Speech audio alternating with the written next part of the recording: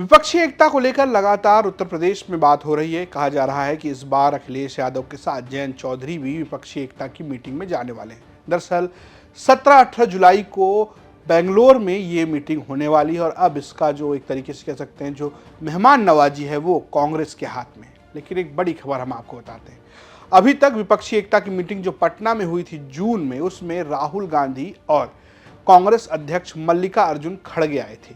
लेकिन अब जो विपक्षी एकता की मीटिंग होने जा रही है उसमें सोनिया गांधी भी आएंगी। जी हाँ, सूत्रों की माने तो सोनिया गांधी इस मीटिंग में आएंगी और आखिरी दिन जब प्रेस कॉन्फ्रेंस होगी तो उस प्रेस कॉन्फ्रेंस में सोनिया गांधी बोलेंगे भी। यानी कि अभी तक जो अखिलेश यादव राहुल गांधी के साथ डील कर रहे थे या जयंत चौधरी जो इस बार जाने वाले हैं जो राहुल गांधी की बात कर रहे थे, अब इस पूरी मीटिंग में सोनिया गांधी महत्वपूर्ण भूमिका निभाने वाली हैं। सोनिया गांधी जो यूपीए की चेयरपर्सन है, यानी कि जो गठबंधन एनडीए के खिलाफ एक चुनाव बनने के लिए लड़ रहा है, जिसको यूपीए कहा जाता है, उसकी चेयरपर्सन है। अगर उसमें अखिलेश यादव जयंत चौधरी की पार्टी जो अभी इसमें यूपीए में नहीं है, अगर वो शामिल होती है तो कहीं ना कहीं सोनिया गांधी से बातचीत होगी।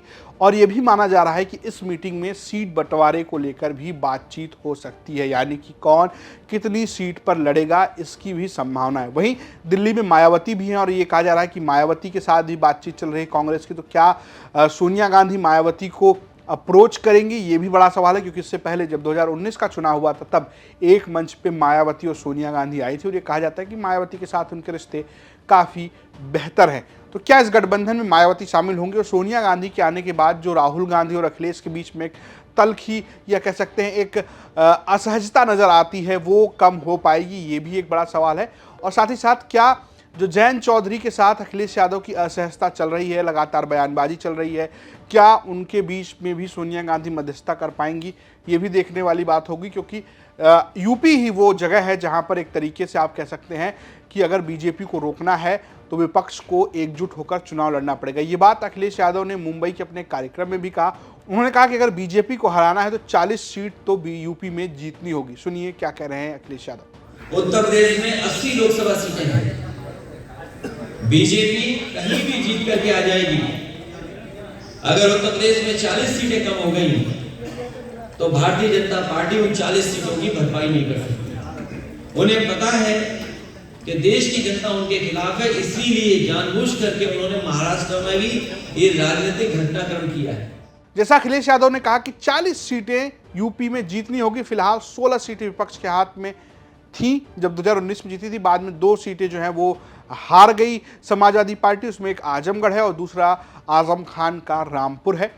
इन सारी सीटों पर भी चर्चा हो सकती है। 40 सीटों पर अगर विपक्ष रोकने की कोशिश करता है तो कई सीटों पर बातचीत फंस सकती है। इसमें रायबरेली, अमेठी जैसी सीटें हैं जहां पर समाजवादी पार्टी इस बार दावा ठोकती हुई नजर आ रही है और ये कांग्रेस के लिए महत्वपूर्ण सीटें रही। इसके अलावा जयंत चौधरी भी कई सारी सीटों पर अपना दावा कर रहे हैं, खासकर मुजफ्फरनगर और बागपत की सीटों को लेकर कुछ कह सकते हैं कि थोड़ा सा बातचीत समाजवादी पार्टी के साथ सहज नहीं रहा है। हरिंद मलिक को लेकर कई कुछ बातें होती रही हैं। इसके अलावा चंद्रशेखर आजाद जो आजाद समाज पार्टी के अध्यक्ष है, उनके कोटे में भी कुछ सीटें जा सकती हैं। पल्लवी पटेल के कोटे में कुछ सीटें जा सकती हैं। पल्लवी पटेल को लेकर ये चर्चा है कि उनकी माँ जो हैं कृष्णा पटेल, जो अपना दल कबीरावादी की राष्ट्रीय अध्यक्ष हैं, वो फूलपुर से चुनाव लड़ सकती हैं जो कुर्मी बाहुल्य सीट है। तो इन सारी चीज़ों पर भी चर्चा हो सकती है। इस बार जो विपक्षी एकता की मीटिंग है उसकी सूची भी बड़ी हो रही है, यानी कि कई पार्टियां और जा रही हैं। पिछली बार जो है जेडीयू ने पार्टी को इस पूरी मीटिंग को होस्ट किया था और करीबन 16 पार्टियों को न्योता गया था। उसमें आरएलडी के जयंत चौधरी नहीं गए थे। उन्होंने हवाला दिया था कि वो विदेश में है, वो कार्यक्रम में है, इस वजह से वो पारिवारिक कार्यक्रम की वजह से नहीं जा पाए। लेकिन अब जयंत चौधरी ये कह रहे हैं कि वो जाएंगे और सूत्रों की माने तो जयंत चौधरी इस मीटिंग में जा रहे हैं। इसके अलावा कई और छोटे दल जो साउथ के हैं वो भी बेंगलोर में इकट्ठा होंगे और ये माना जा रहा है कि यहाँ पर एक किस्म से वो फॉर्मूला बनेगा कि आखिर विपक्ष किस तरीके से चुनाव लड़ेगा। हालांकि सबकी निगाह जो है वो राहुल गांधी, सोनिया गांधी, अखिलेश यादव और जयंत चौधरी पर होगी कि आखिर यूपी को लेकर ये लोग क्या कुछ निर्णय ले पाते हैं। क्या मायावती इस गठबंधन में शामिल होंगी, ये अभी भी एक सवाल है। फिलहाल ये जानकारी आपके लिए भेजी थी हमारे सहयोगी मौसमी ने, प्रस्तुत किया हमारे रजत ने और कैमरे के पीछे रंजीत। देखते रहिए यूपी तक। नमस्कार।